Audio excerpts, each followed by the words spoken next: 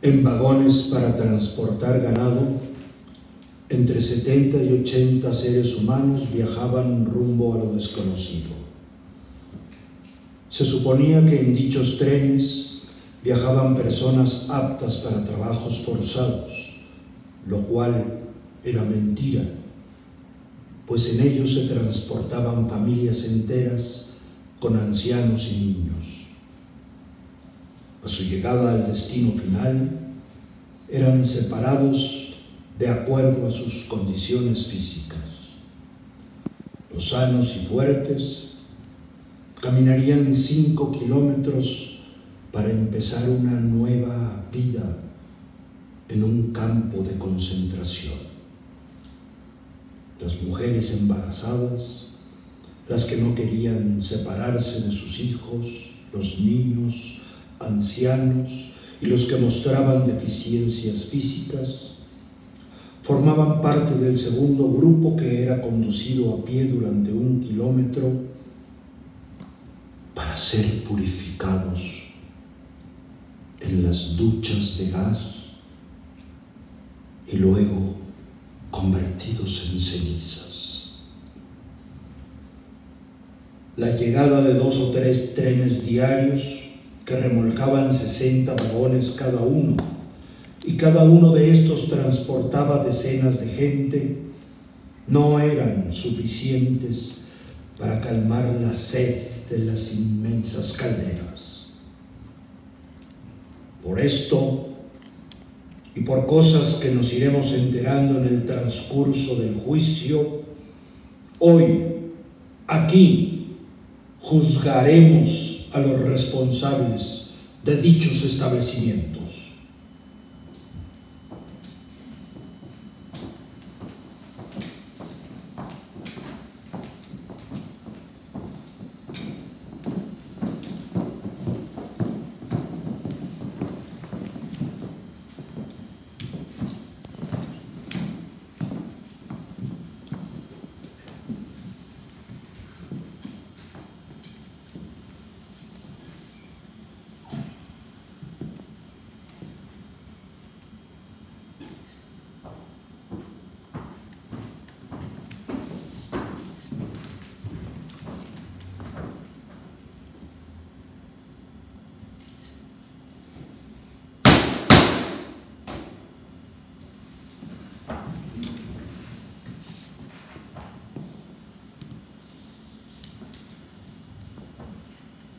Testigo 1.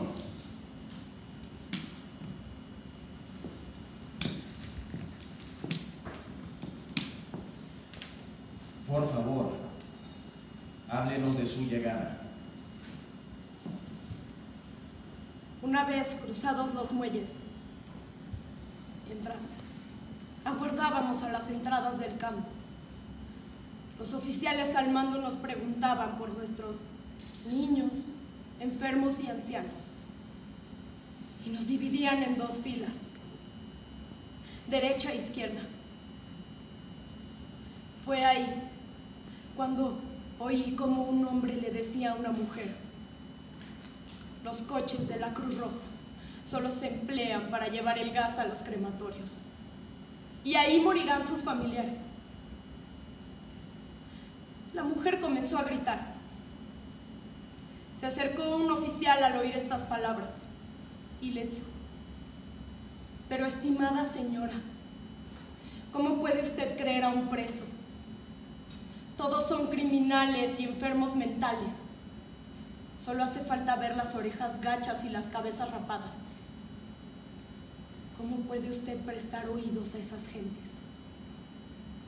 Así que me acerqué yo a este oficial y le pregunté que qué pasaría con la gente que marchaba por la derecha. Irán a tomar una ducha para después ser reintegrados, me dijo. ¿Recuerda usted quién era ese oficial? Volví a verle posteriormente y trabajé bajo sus órdenes como oficinista en la sección política. Su nombre es Boger. ¿Puede usted señalarnos al acusado Boger?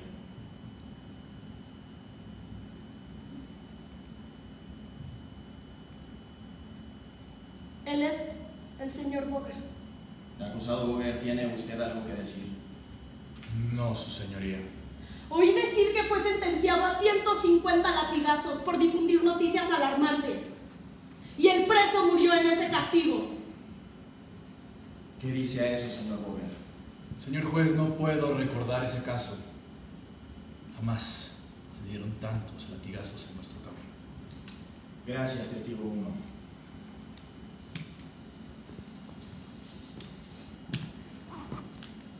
Testigo 2.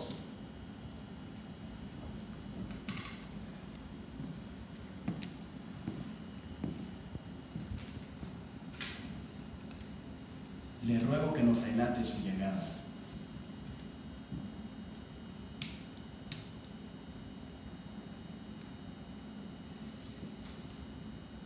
Aunque allí quedaron nuestros equipajes y ya habíamos sido separados de nuestros familiares, atravesamos sin desconfianza el portón entre alambradas de púas. Creíamos que nuestras mujeres e hijos recibirían comida en otro lado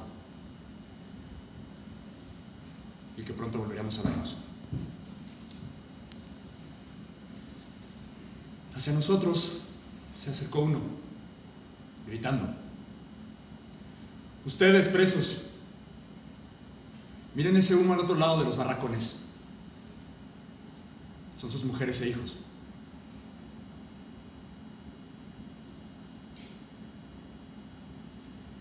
También para los que entraron al campo solo habrá una salida, a través de las rejillas de las chimeneas.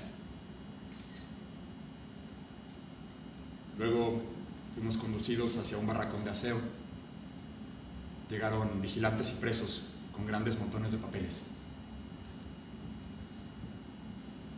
Nos obligaron a desnudarnos y se nos quitó lo poco que aún podríamos haber guardado: relojes, anillos, fotos y documentos. Todo fue anotado en la ficha personal. Acto seguido,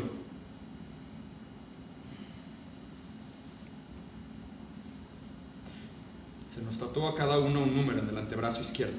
¿Cómo se efectuó el tatuaje, señor testigo? Con agujas. Nos perforaban la piel, marcando cifras sobre las que luego inoculaban tinta china.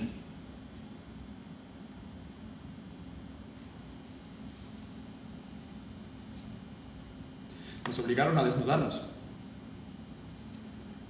Nos metieron bajo una ducha fría. Nos raparon el pelo. Y finalmente pudimos vestirnos. Luego, marcando el paso, fuimos hasta nuestro bloque. ¿Cómo era el bloque, señor testigo? Un barracón de madera, sin ventanas. A derecha e izquierda, literas de 3 pisos. El largo del barracón, unos 40 metros. ¿Cuántos presos se alojaban ahí? La sala estaba calculada para 500 personas y éramos 1000 hombres. ¿Y cuántos barracones de ese tipo había? Más de 200. ¿Qué anchura tenía la litera?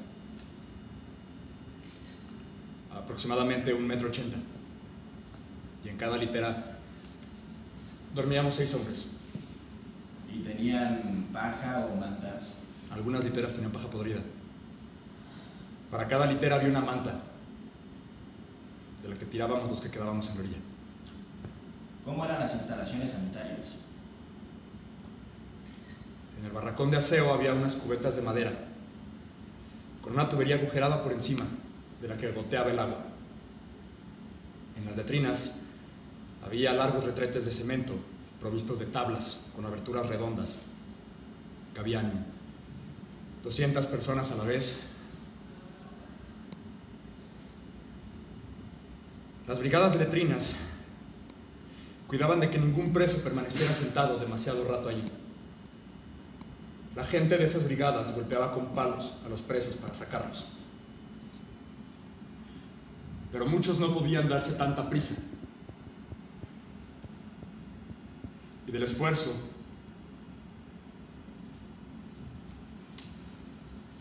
Del esfuerzo le salía un trozo del recto.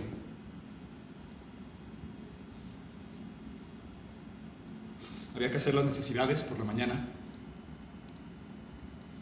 Durante el día no era posible. De sorprender a alguien se le condenaba a la celda de castigo. Los desagües del barracón de aseo desembocaban en las letrinas para arrastrar los excrementos. Pero siempre se producían atascos porque la presión del agua nunca bastaba. Entonces venían las brigadas de letrinas a extraer los desechos. Gracias, testigo 2.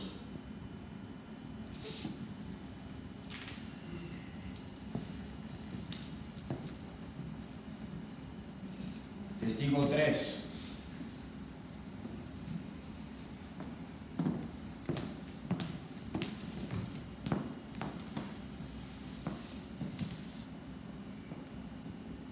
Testigo 3. Cuéntenos qué pasó cuando llegó.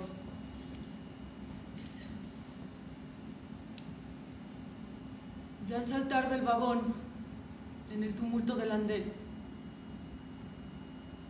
supe que ayer era preciso ante todo defender el propio interés, conformarse a la autoridad, despertar una impresión favorable y mantenerse lejos de todo cuanto pudiera hundirnos hasta el fondo. Cuando en la sala de recepción fuimos colocadas y nos inspeccionaron el ano y los órganos sexuales para ver si allí ocultábamos objetos de valor, desaparecieron los últimos restos de nuestra vida normal. Familia, hogar, profesión y propiedad eran conceptos que se extinguieron y comenzamos a vivir según nuevos conceptos, adaptándonos a ese nuevo mundo que quienes querían existir en él se convirtió en el mundo normal. Solo podía subsistir aquel astuto que todos los días, con atención infatigable, lograba conquistar un trecho más de terreno. Los incapaces, los apáticos, los débiles, los sensibles y poco prácticos, los tristes y los que se compadecían a sí mismos, eran aplastados. Testigo 1, ¿nos puede hablar sobre las fosas comunes?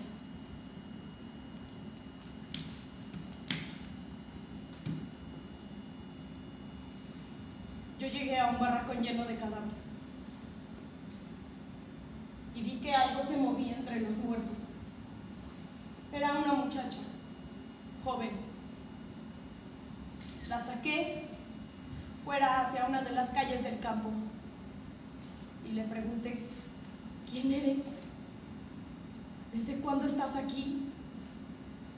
No lo sé, dijo ella. ¿Por qué estás entre los muertos?, le dije. Y ella me contestó, yo ya no puedo estar entre los vivos.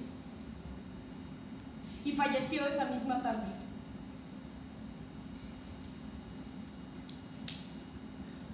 Testigo 3, ¿puede agregar algo a esto?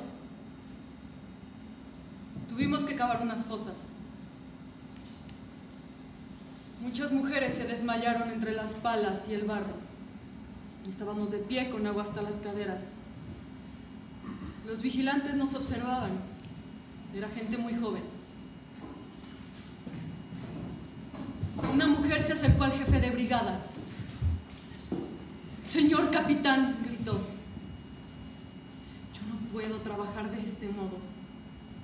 Estoy embarazada». Entonces aquellas personas comenzaron a reír.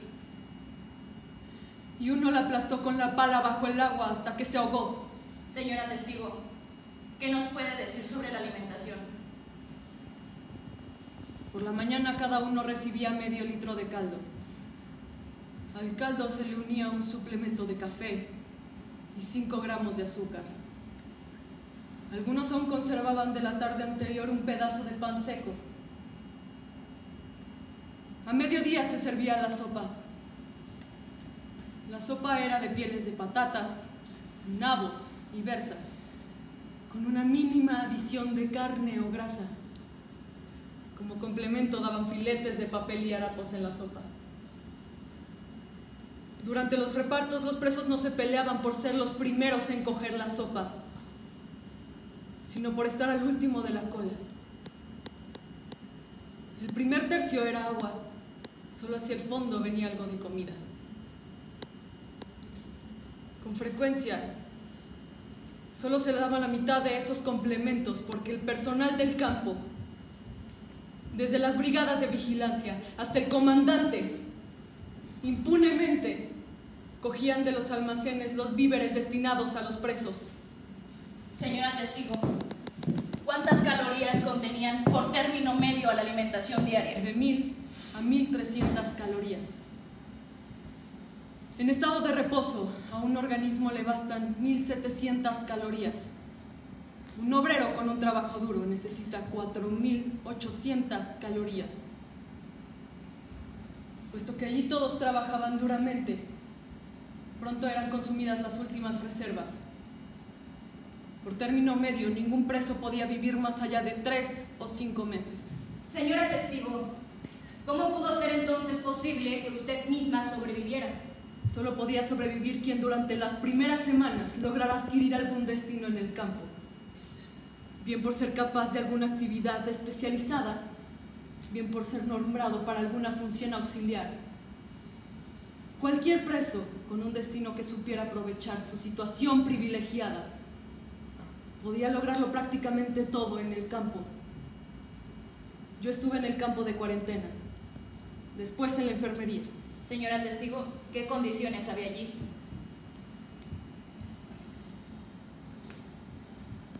En el campo de cuarentena habían ratas que roían no solo los cadáveres, sino también los enfermos graves. Con frecuencia los pies de los agonizantes aparecían mordidos. El que tenía botas se las quitaba porque los bichos le quitaban las ganas de vestir aquella prenda tan valiosa. El que tenía calcetines podía siquiera rascarse. En la enfermería sí estaba mejor. Ahí teníamos vendas de papel rizado, algo de celulosa y un recipiente con tiza. En los esemas se ponían tiza para que no se notara. Teníamos unas aspirinas que colgaban de hilos. Los que tenían menos de 38 grados de fiebre podían darle una chupada.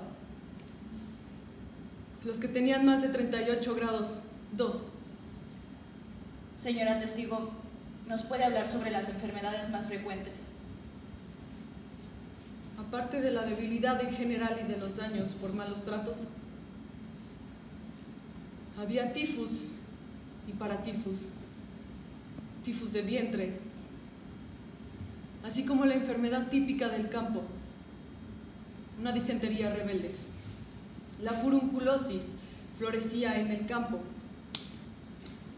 Allí había noma, una enfermedad que solo se presenta en hombres totalmente extenuados y que forma agujeros en las mejillas a través de los que pueden verse los dientes. Gracias, testigo 3. Testigo 2.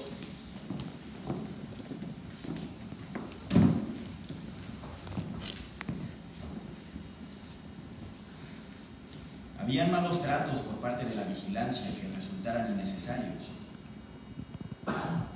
En el campo había un hombre, sobre todo, que siempre estaba primero. Allí donde se pegara o donde se matara. Se llamaba Caduc. Caduc. Era un mito. ¿Reconoce usted al acusado Caduc?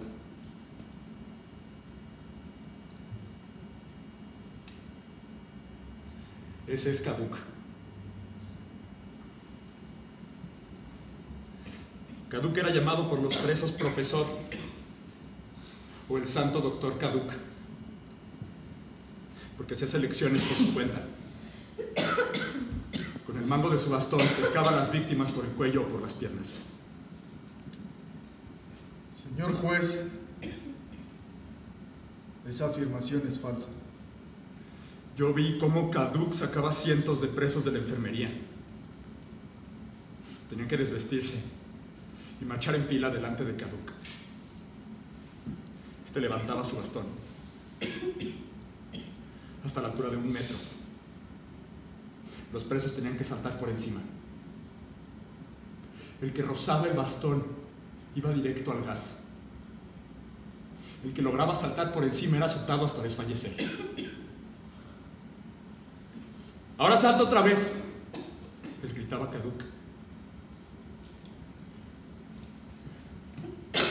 Evidentemente esa segunda vez ya no lo lograba. Yo no seleccioné ningún preso. Yo no seleccioné nada. Eso no era de mi competencia. ¿Cuál era entonces su misión, señor acusado? Tenía que vigilar en las elecciones y siempre puse gran atención, como un lince, en que los seleccionados fueran un grupo apto para el trabajo. ¿Prestó usted sus servicios en el andén? Sí, tenía que dirigir la marcha de los grupos. ¿Cómo lo hacía?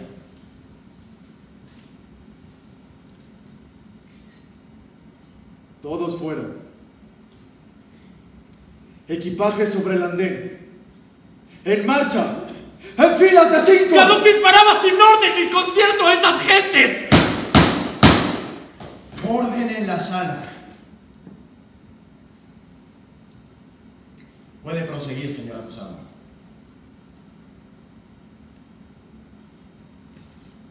Sin orden ni concierto, jamás se me habría ocurrido disparar. Y de haber querido disparar, habría alcanzado al que quisiera alcanzar.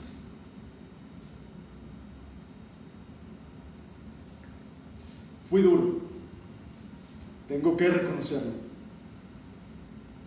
pero solamente estaba cumpliendo con mi deber. ¿Cuál era su deber? Tenía que cuidar que todo marchara bien. Los niños eran inmediatamente apartados. También las madres que no querían ser separadas de sus hijos. Y nunca se resistían, porque veían que toda resistencia hubiese sido absurda. En una ocasión, Caduc golpeó en nuestro grupo de trabajo a un preso hasta que cayó al suelo. Le colocó su bastón encima de su cuello y se colocó sobre ambos extremos, balanceándose, hasta que aquel hombre murió de asfixia. ¡Mentira! ¡Mentira! Orden, acusado Caduc. Señor juez, es que no es verdad lo que aquí se dice. Y a mí solamente me interesa la verdad. Entre nosotros no se mató de ese modo un preso. Teníamos órdenes de tratar a los grupos de trabajo con consideración. Pero a veces, algunos caían al suelo con tan solo levantar yo la mano. Y eso es lo que pudo haberles confundido. Señor juez, no teníamos interés alguno en pegar. A las 4:30 de la mañana ya estábamos de pie. Y por la noche aún teníamos que prestar nuestros servicios en el andén. Con eso sobraba. Señor juez, no quiero sino vivir en paz. Y lo he demostrado en años anteriores. He sido enfermero. Fui querido por mis pacientes. Pueden atestiguarlo. Papá Caduc me llamaban. ¿No les dice nada esto? ¿Habré de expiar ahora por algo que no tuve más remedio de hacer entonces? Todos los demás lo hicieron también. ¿Por qué precisamente se me culpa a mí? Gracias, señor testigo. Testigo 3.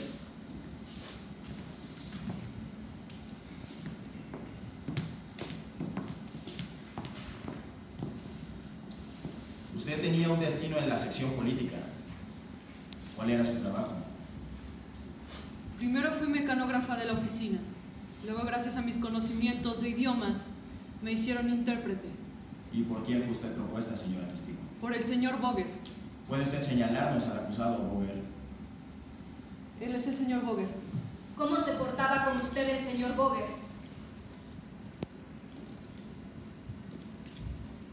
A mí el señor Boger siempre me trató humanamente. En una ocasión me salvó al tener que ser yo llevada a la compañía de castigo. ¿Cuál era su trabajo, señora testigo? Confeccionar las listas de los muertos. Es decir, de las llamadas bajas. ¿Cómo estaban ordenados los archivos? Habían 2 mesas. En una de ellas estaban los ficheros con los números de los vivos. En la otra estaban los ficheros con los números de los muertos. ¿Se inscribían todos los casos de defunción que se registraban en el campamento? Solo se registraban los presos que constaban de un número. Los que del vagón iban directo al gas no constaban en lista alguna. Señora testigo, ¿qué causas de defunción registraba usted? Las causas de defunción que registrábamos eran ficticias. Por ejemplo, no podíamos poner fusilado por intento de fuga, sino ataque al corazón. Señora testigo, ¿recuerda usted aquel texto de las cartas? Pese a todos los cuidados médicos, no se ha logrado salvar por desgracia la vida del internado. Expresamos con motivo de esa gran pérdida nuestro más sentido pésame. Si ese es su deseo, le podemos remitir una urna contra reembolso de 15 marcos. ¿Y se encontraban en esa urna las cenizas del fallecido? En esa urna se encontraban cenizas de muchos muertos. Señora testigo, ¿cómo se realizaban los interrogatorios en la sección política?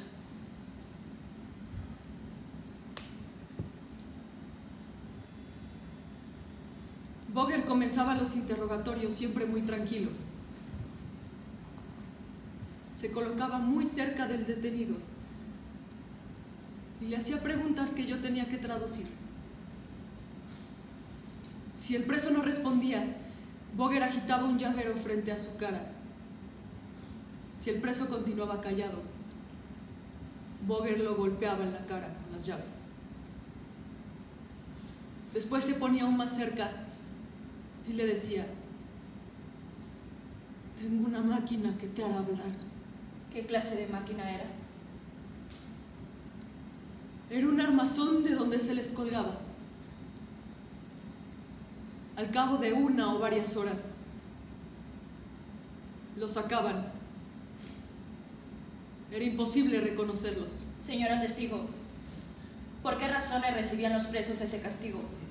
Algunas veces porque habían robado un pedazo de pan o porque no habían seguido de inmediato las órdenes de trabajar más duro.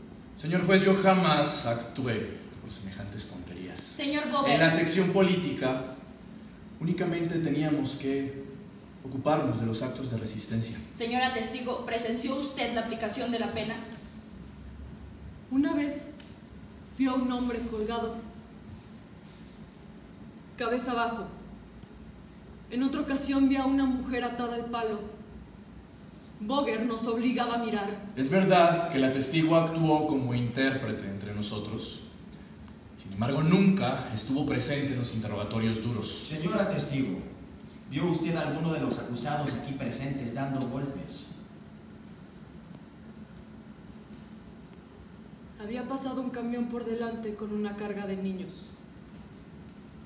Lo vi desde la ventana de la oficina. Un niño saltó del vagón. Llevaba una manzana en la mano. Boger se separó de la puerta. El niño estaba allí con la manzana. Entonces Boger se acercó a él y lo cogió de los pies aplastándole la cabeza contra el barracón.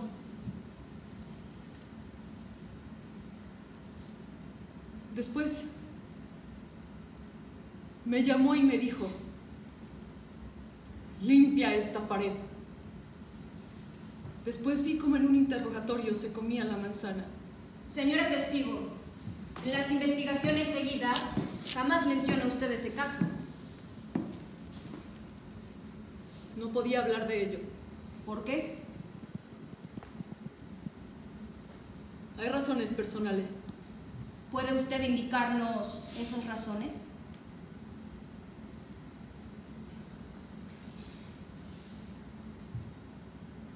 Después de eso jamás he querido tener hijos.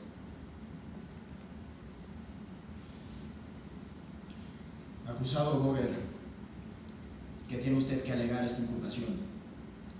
Es una mentira. Es una mentira con la que la testigo paga muy mal la confianza que entonces deposité en ella. Gracias, testigo 3.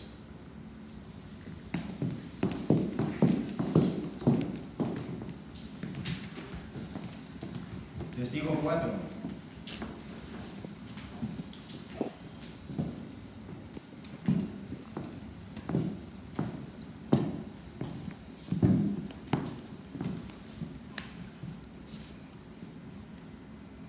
Testigo 4. ¿Fue usted torturado? Junto con otros presos fui llevado a la sala de interrogatorios de la sección política. ¿Puede usted describir esa sala? En la sala había ricas alfombras que fueron requisadas de un transporte francés. El escritorio de Boger estaba casi enfrente de la puerta. Y Boger estaba ahí cuando yo entré. La intérprete estaba detrás. ¿Quién había además en esa habitación? El jefe de la sección política, Grabner, y los acusados Dilewski y Brod. ¿Qué le dijeron?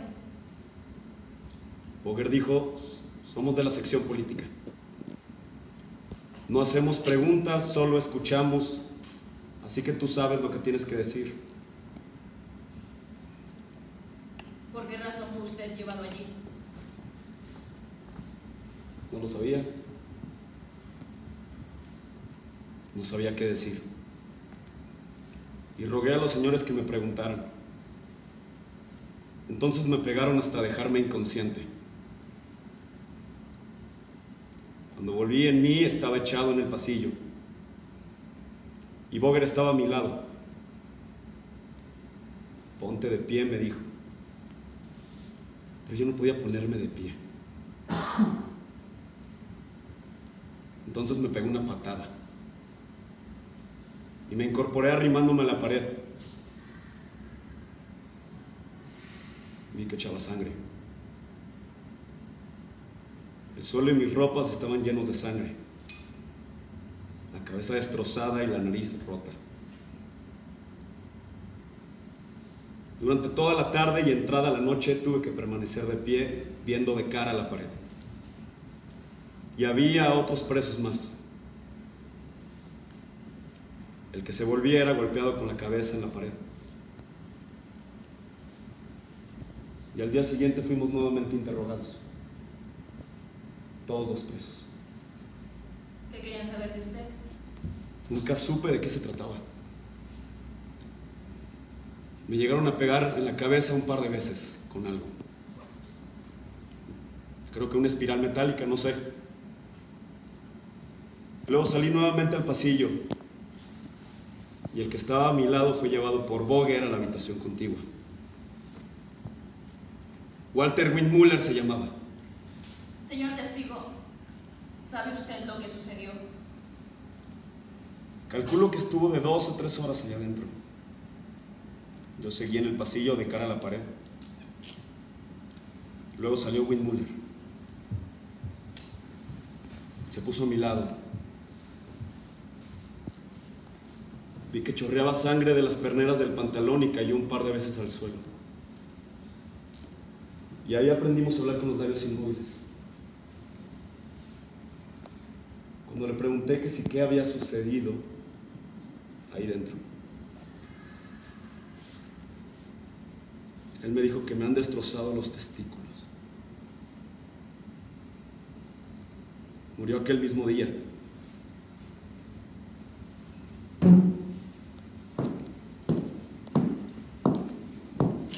Señor testigo, ¿fue responsable Boger de la muerte de ese preso? Estoy seguro de que fue golpeado hasta la muerte con la colaboración de Boger. En el caso de que no fuera él mismo quien lo hiciera. Acusado Boger, ¿tiene algo que añadir? Señor juez, si me es permitido hacer una aclaración, aquello no ocurrió de ese modo. ¿Cómo fue, pues? Yo no he matado a nadie. Yo simplemente tenía que llevar a cabo los interrogatorios. ¿Qué clase de interrogatorios, señor acusado? A veces eran interrogatorios que se llevaron a cabo siempre dentro de los límites de las disposiciones vigentes para el campo. ¿Y en qué se basaban aquellas disposiciones?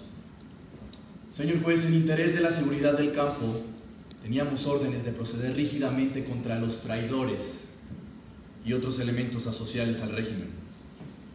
Acusado Boger, en su calidad de comisario de policía, ¿no sabía usted que un hombre sometido a tal clase de interrogatorios dice todo cuanto se quiere que diga? Ahí soy de opinión distinta y, por supuesto, refiriéndome expresamente a nuestro cometido. Señor juez, ante la obstinación de los detenidos, solo la violencia servía para sacar la declaración. Gracias, testigo 4.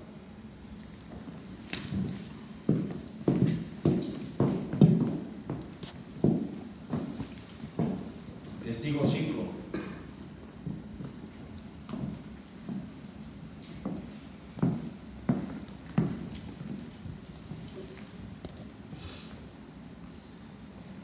Testigo 5, ¿nos puede ampliar un poco sobre lo que sucedió en la sala de interrogatorios? Sí. Cuando fui llamada a la sala de interrogatorios, vi en la mesa de Boger un plato con arenques. Grabner me preguntó si estaba hambrienta, pero yo le contesté que no. Entonces Grabner me dijo: sé muy bien cuándo hiciste tu última comida. Hoy conocerás mi buen corazón. Te daré de comer. Boger ha preparado una ensalada para ti. Y me ordenó comérmela. Yo no podía, porque llevaba las manos esposadas. Entonces Boger aplastó mi cara contra el plato y tuve que tragarme los arenques.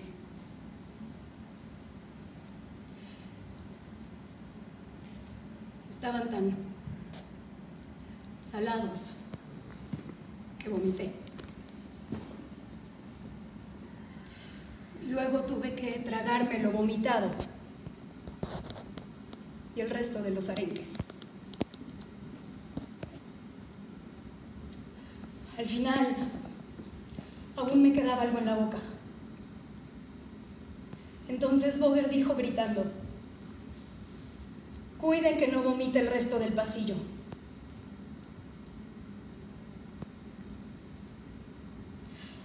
Luego me llevaron al bloque 11 y con las manos atadas a la espalda me colgaron del techo. A eso se le llamaba colgar en estaca. Estaba colgado a una altura tal que las puntas de los pies rozaban el suelo. Boger me golpeaba de acá para allá y me daba patadas en el vientre. Frente a mí había un cubo lleno de agua. Boger me preguntó si quería beber. Se rió y me balanceó de un lado a otro.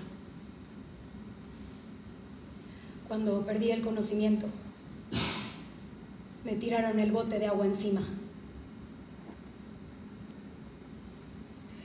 Me quedé sin vida en los brazos, las articulaciones casi rotas.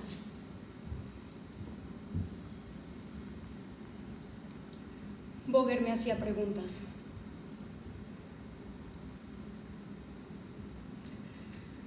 Pero mi lengua estaba tan hinchada que no podía responder.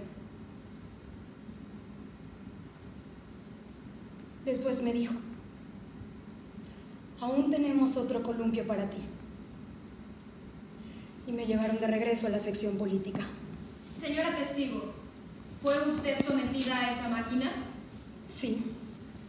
Sí que era difícil, pues, sobrevivir a aquello. Señora testigo, ¿por qué razón fue usted llevada al interrogatorio?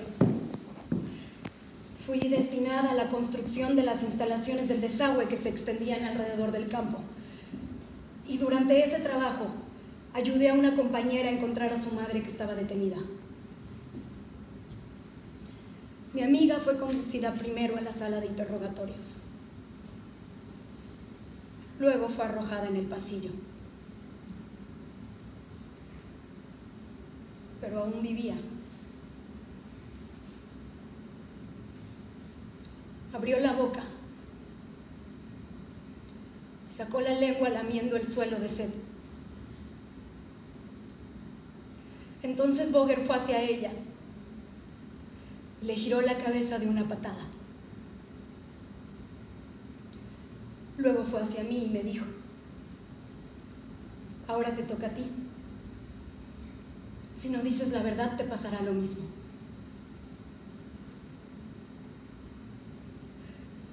Entonces fui tensada en el columpio. ¿Puede usted describir aquel procedimiento? El preso tenía que sentarse en el suelo con las rodillas dobladas. Le amarraban las manos por delante, bajándoselas hasta que quedaran por encima de las rodillas. Traían una barra y la colocaban entre los antebrazos y las corvas. Luego esa barra la ponían sobre un armazón. ¿Quién ejecutaba los preparativos? 2 presos allí en calidad de ayudantes. ¿Quién había además en esa habitación? Vi allí a Boger, a Brod y a Dilevsky. Boger me hacía preguntas, pero yo no podía responder.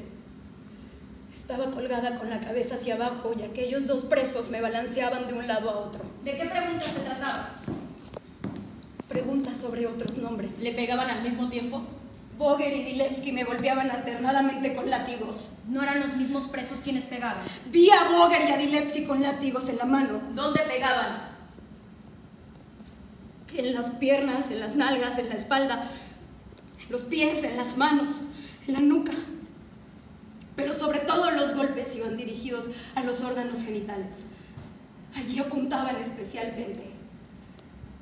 3 veces perdí el conocimiento y me tiraron el bote de agua encima.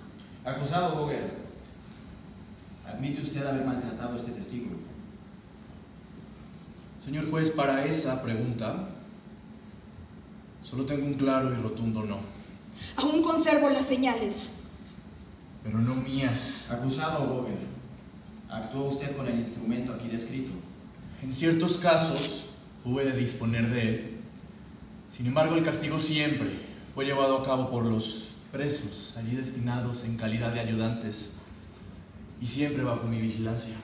Entonces, ¿juzga usted falsa la exposición del testigo?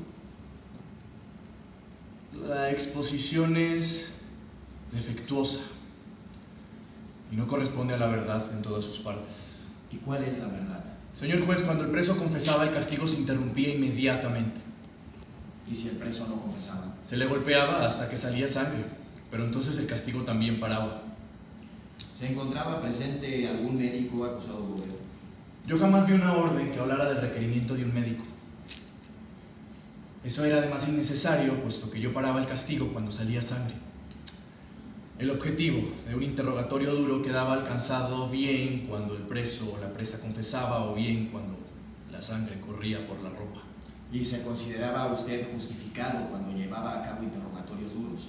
Señor juez, esos interrogatorios se encontraban dentro de mi responsabilidad, la cual estaba fijada por unas órdenes concretas. Por lo demás, soy de la opinión que aún hoy en día convendría seguir utilizando el castigo corporal. Por ejemplo, en el derecho penal para los jóvenes. Señora testigo, se ha informado que nadie podía sobrevivir al tratamiento del columpio. Según parece, claramente tal afirmación era exagerada. Cuando fui sacada del columpio, Boger me dijo: ahora ya te hemos preparado para un feliz viaje al cielo. Me llevaron a una celda del bloque 11 y allí aguardé durante horas mi fusilamiento. Mis nalgas supuraban. No sé cuántos días permanecí allí. La mayor parte del tiempo estuve inconsciente. Después me llevaron a los lavabos con un grupo más grande de gente. Y allí nos obligaron a desnudarnos. Con un lápiz azul nos marcaron nuestros números en el pecho. Aquello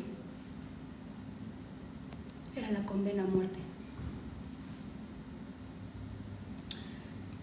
Cuando estábamos desnudas en la fila, llegó el jefe de información y preguntó que cuántas presas tenía que contar como fusiladas. Cuando se fue, nos volvieron a contar y resultó que había una de más. Yo había aprendido siempre a colocarme al último de la fila. Y gracias a eso, me dieron una patada y me devolvieron de nuevo mi ropa. Gracias, señora testigo.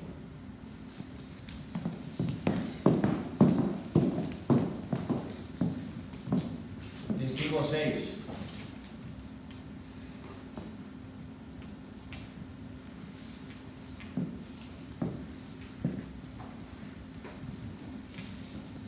¿Qué nos puede decir sobre la acusada Grace?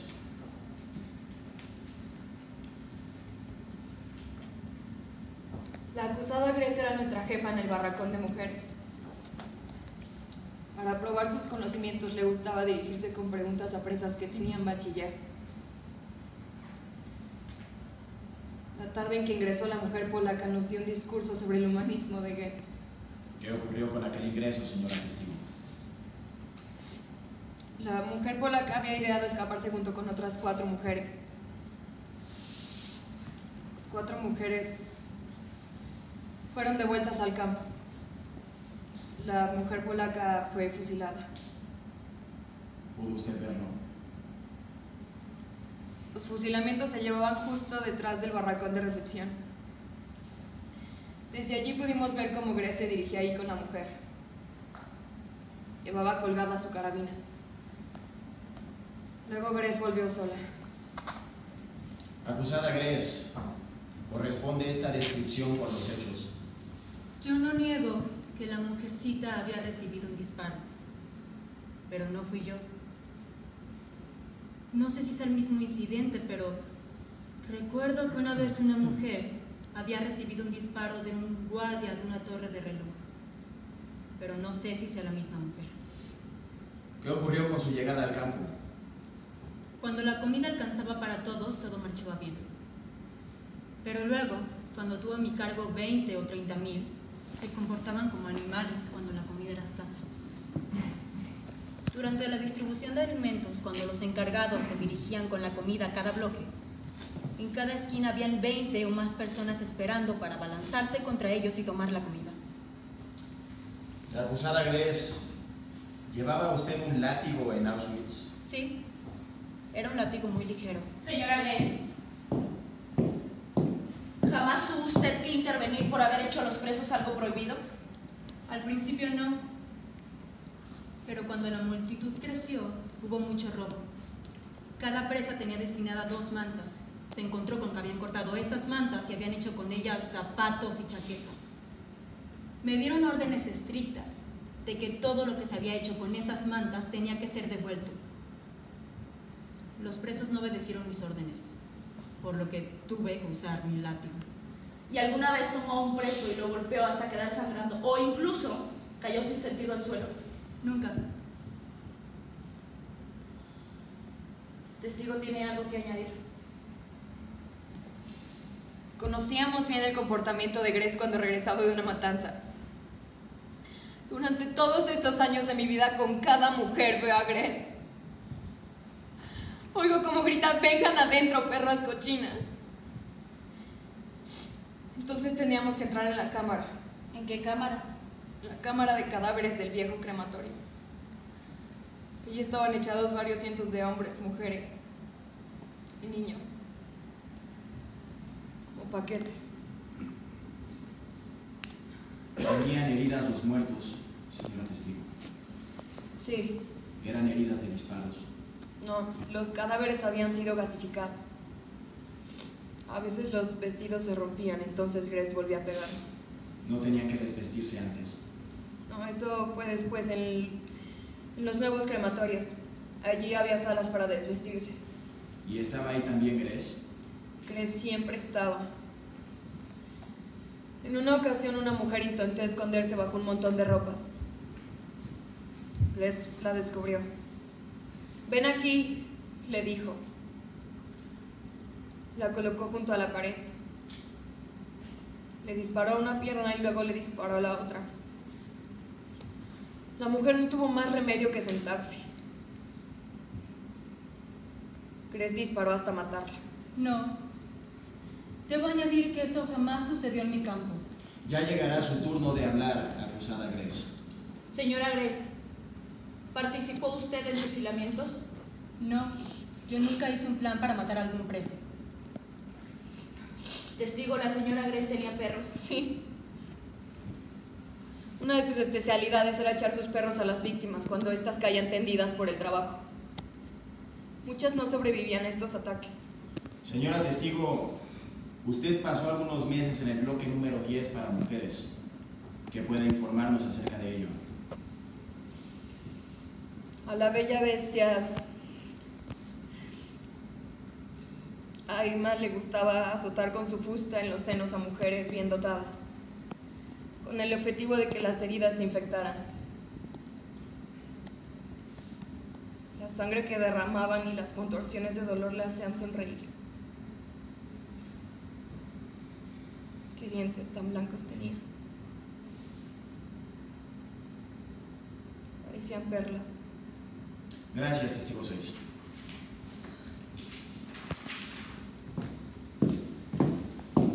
Testigo 1.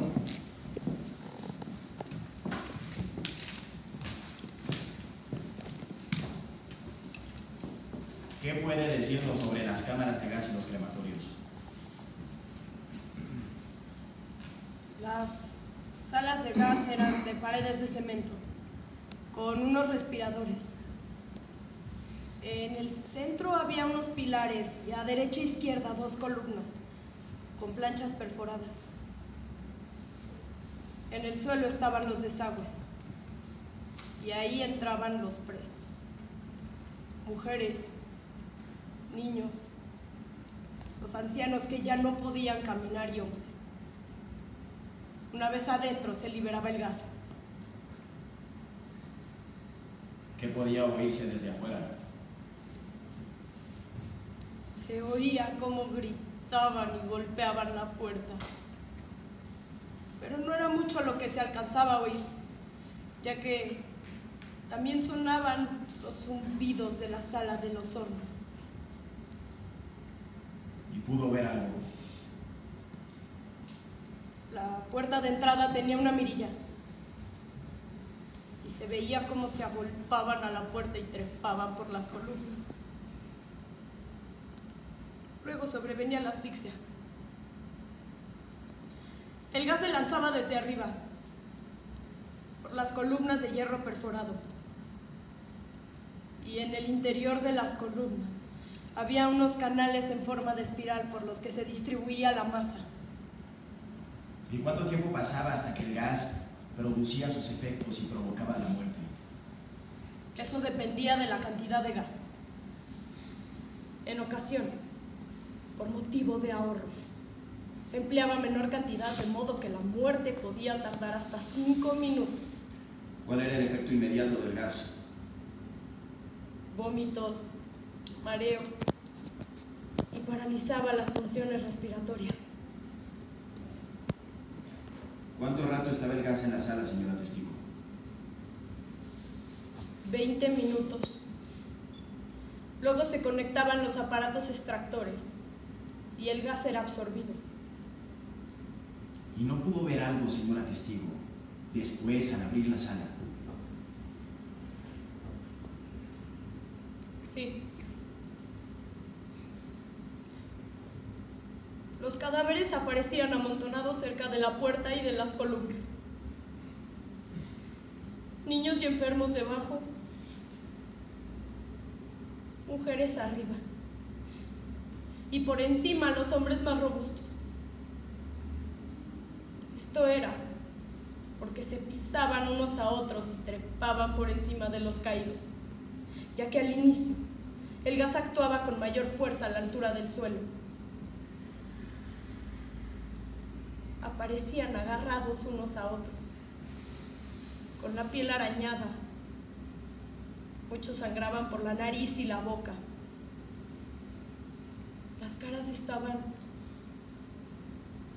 hinchadas y sucias.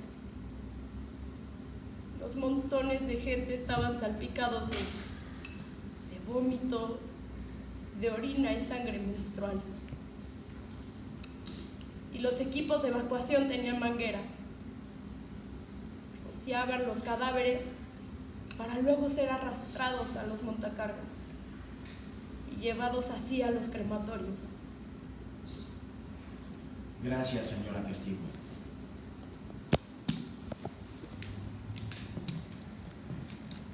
Testigo 4.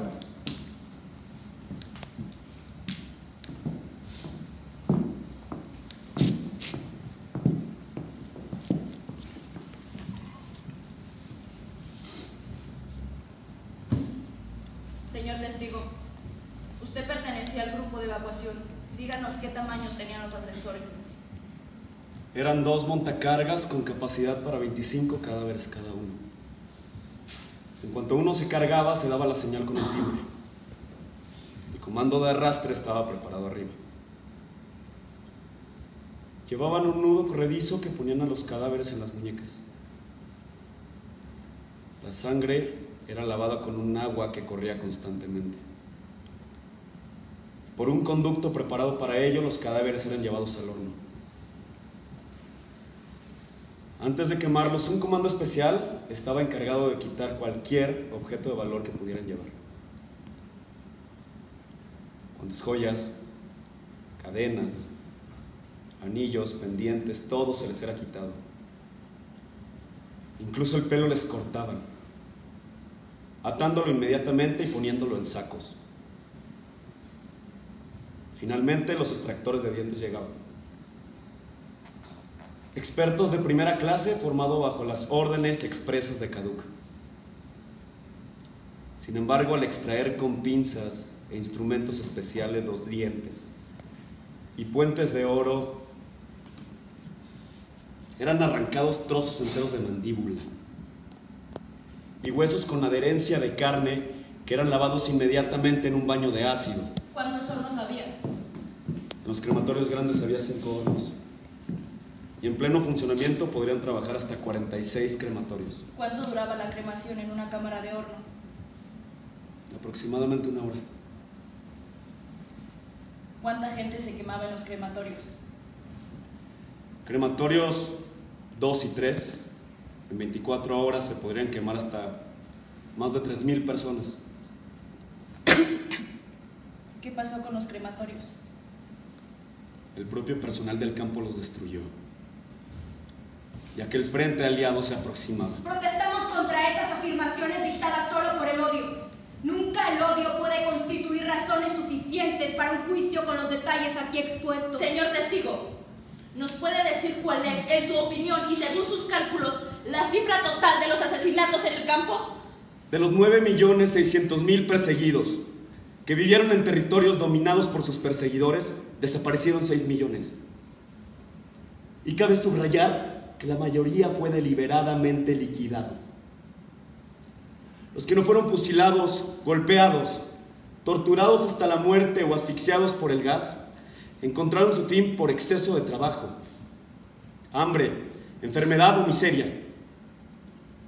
Solo en este campo murieron más de 3 millones. Pero para calcular la cifra total de las víctimas indefensas caídas en la guerra del exterminio, hay que añadir los 6 millones de asesinados por motivos racistas, los 3 millones de prisioneros soviéticos que fueron fusilados y dejados morir por hambre, y los 10 millones de ciudadanos civiles que encontraron su fin en países ocupados. Aun cuando todos nosotros lamentamos profundamente la existencia de aquellas víctimas, nuestra misión aquí es reaccionar en contra de las exageraciones e inculpaciones ofensivas procedentes de ciertos lugares. Respecto de ese campo, ni siquiera la cantidad de 2 millones puede ser confirmada. Solo ha sido probada la matanza de algunos cientos de miles. Y no pueden contarse como asesinados los que actuaron en bandas y hubieron de ser liquidados. En este proceso han quedado de manifiesto y con suficiente claridad las intenciones políticas que han dictado los testimonios que los testigos han podido emitir y concertar entre sí con harta libertad. Eso constituye a un desprecio y a una ofensa consciente y deliberada a los muertos y a los supervivientes del campo, que se han mostrado dispuestos a declarar como testigos. Con la conducta de la defensa queda patente la mentalidad que convierte en culpables a los acusados de este proceso. Esto tiene que ser subrayado con todo énfasis y con toda claridad. ¡Estamos hablando de una guerra! Orden en la sala.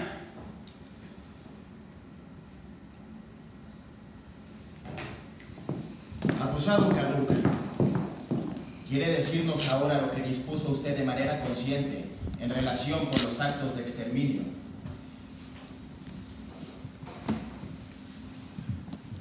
Nada dispuse a ese respecto. Nada supo de los actos de exterminio.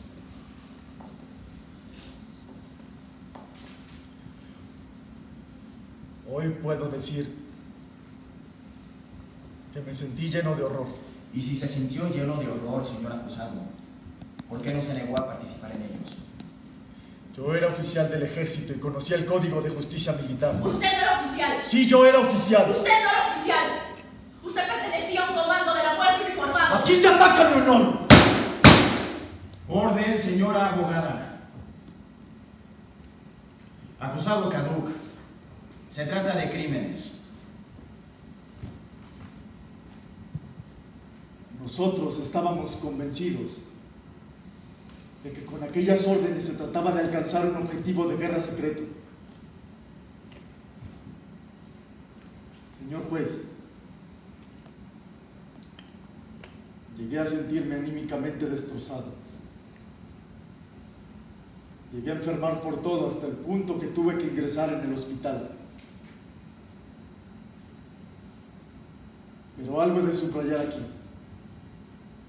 Yo todo lo vi siempre desde afuera y mantuve mis manos limpias.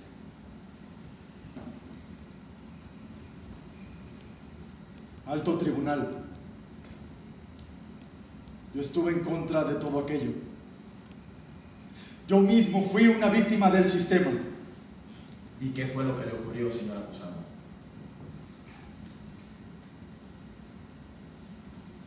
Fui detenido por expresarme terrorista.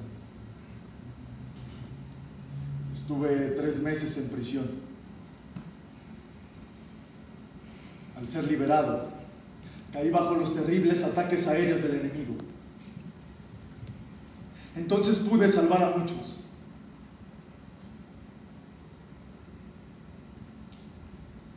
Mi propio hijo murió.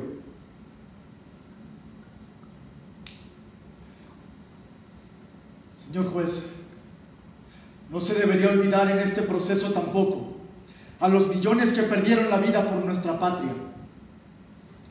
Y quiero subrayar que nosotros no hicimos nada más que cumplir con nuestro deber. aunque muchas veces nos resultara difícil y quisiéramos desesperarnos. Hoy, en que nuestra nación nuevamente ha alcanzado forjarse de un puesto rector, deberíamos estarnos ocupando en otras cosas y no precisamente en censuras que hace mucho tiempo ya deberían de haber sido superadas.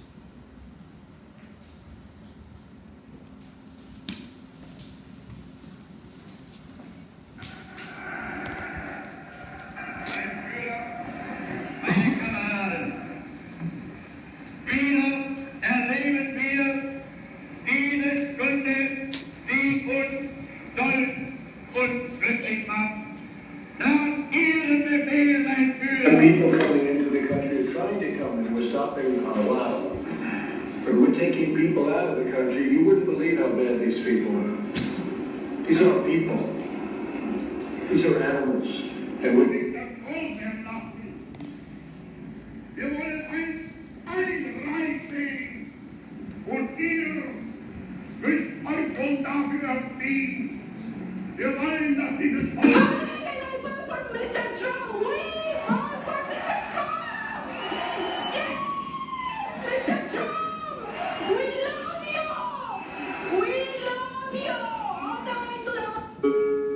The children are separated, you know, they're put in a different cell, and while the parents are being processed. And in some cases, those families that are going to then be taken to the federal courthouse, the children will be separated completely.